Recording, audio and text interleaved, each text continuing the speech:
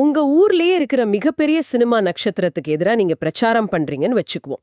அதுவும் அவரோட சொந்த தொகுதியிலேயே. ஆனா தேர்தல் முடிவுல அவர் மிகப்பெரிய வெற்றி பெறுகிறார். இப்ப நீங்க என்ன பண்ணுவீங்க? ஆமா, நிஜமாவே ஒரு தர்ம சங்கடமான நிலைமை தான் அது. கரெக்ட். இணையத்திலிருந்து தலைமுறைவாவீங்களா அல்லது திரும்ப வந்து மூர்க்கமா பதிலடி கொடுப்பீங்களா?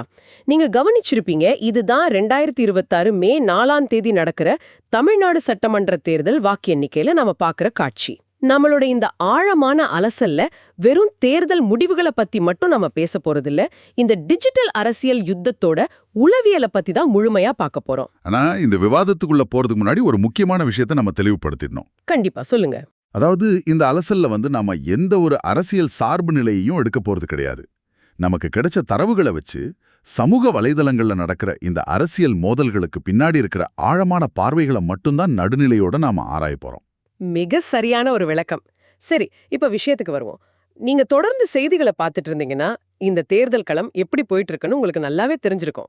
ஆமா, நடிகர் விஜயோட தமிழக வெற்றிக் கழகம், அதாவது தவக, 100க்கும் அதிகமான இடங்கள்ல முன்னிலை வகிச்சு ஆட்சி அமைக்கிறது கிட்டத்தட்ட உறுதியாயிடுச்சு.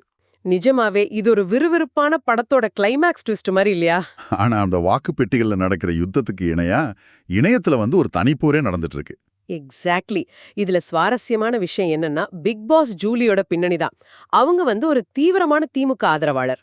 ஆமா, சென்னை முழுக்க, முக்கியமா விஜய் போட்டியிட்ட பெரம்பூர் தொகுதியிலேயே அவருக்கு எதிரா ரொம்ப தீவிரமா பிரச்சாரம் பண்ணாங்க. கரெக்ட். சமூக வலைதளங்கள்லயும் தவைகவை அவங்க கடுமையா விமர்சனம் செஞ்சிருந்தாங்க. இப்ப பாத்தீங்கன்னா தேர்தல் முடிவுகள் தவைகவுக்கு சாதகமா வந்த உடனே இணையத்துல ஜூலியை காணவில்லை அப்படின்னு சொல்லி ட்ரோல்களும் போஸ்டர்களும் குவிய ஆரம்பிச்சிடுச்சு. இங்கதான் விஷயம் ரொம்ப சுவாரஸ்யமாகுது. நீங்க கூட இந்த மீம்ஸ்களை பார்த்துட்டு இது வழக்கமான ஒரு இணையதள கேலிதானே அப்படின்னு சிரிச்சுட்டு கடந்து போயிருக்கலாம். ஆனா உண்மையிலேயே அது அப்படி கிடையாது. அதுதான் எனக்கும் தோணுது. இது வெறும் கேலியா அல்லது ஒரு கட்சியோட அரசியல் நிலைத்தன்மையா பரிசோதிக்கிற ஒரு முயற்சியா? இத ஒரு பெரிய கண்ணோட்டத்துல பார்த்தோம்னா நமக்கு சில விஷயங்கள் புரியும். அந்த ட்ரோல்களுக்கு ஜூலி கொடுத்த பதிலடி வீடியோவை நம்ம கவனிக்கணும். அட ஆமா, அந்த வைரல் வீடியோல அவங்க என்ன சொல்லியிருந்தாங்க? தவப்புவுக்கு அவங்க வாழ்த்து தெரிவிச்சாலும் ஒரு முக்கியமான கருத்தை ஆணித்தரமா பதிவு செஞ்சாங்க. அதாவது, நாங்க ஆளுங்கட்சியா இருந்ததை விட எதிர்க்கட்சி வரிசையில உட்கார்ந்திருந்த காலம்தான் அதிகம் அப்படின்னு சொன்னாங்க. ஓ, அப்போ தோல்வியை கண்டு நாங்க பயப்படுறவங்க இல்ல அப்படின்னு சொல்ல வராங்களா? துல்லியமா அதேதான். தைரியம் இருந்தா வாங்க களத்துல சந்திக்கலாம், சண்டை செய்யறதெல்லாம் திமுகவினருக்கு ரொம்ப சாதாரண விஷயம் அப்படின்னு ஒரு மூர்க்கமான சவாலையே அவங்க விடுத்திருக்காங்க.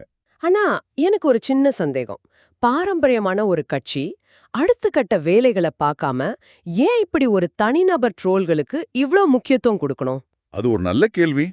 தோத்து போன நேரத்துல இப்படி ஆவேசமா பேசுறது மூலமா அவங்க அந்த ட்ரோல்ஸ்க்கு ஒரு தேவையற்ற அங்கீகாரத்தை கொடுக்கற மாதிரி ஆகாதா?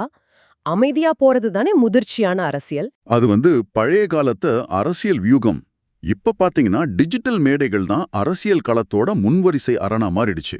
நவீன அரசியல்ல அமைதியா கடந்து போறது அப்படிங்கிறது தோல்வியை ஒத்துக்கிட்டதா மாறிடும். அவங்களோட இந்த ஆக்ரோஷமான பதிலடி மூலமா தொண்டர்களுக்கு நாங்க இன்னும் களத்துல தான் இருக்கோம் அப்படிங்கிற செய்தியை அவங்க ரொம்ப ஸ்ட்ராங்கா கடத்துறாங்க. Super point. இப்ப எனக்கு தெளிவா புரியுது. அப்போ ஒரு கட்சியோட பலம் அப்படிங்கிறது அவங்க வாங்குற வாக்குகள்ல மட்டும் இல்ல, பின்னடைவை சந்திக்கும் போது அவங்க காட்டுற எதிர்வினையிலயும் இருக்கு. சரியா சொன்னீங்க. எதிர்க்கட்சி வரிசையில உட்கார்றது அப்படிங்கிறது தோத்து போனதுக்கான அடையாளம் கிடையாது. அது அதிகாரத்தை எதிர்க்கிற அடுத்த கட்ட போராட்டத்தோட தொடக்க புள்ளி. அந்த போராட்டத்துக்கு தொண்டர்களை தயார்படுத்துற ஒரு கருவியா தான் இந்த வைரல் வீடியோக்கள் செயல்படுது. அப்போ இதுல இருந்து நம்ம என்ன தெரிஞ்சுக்கிறோம்? அரசியல் அப்படிங்கிறது வெறும் தேர்தல் முடிவுகளோட முடிஞ்சு போறது கிடையாது.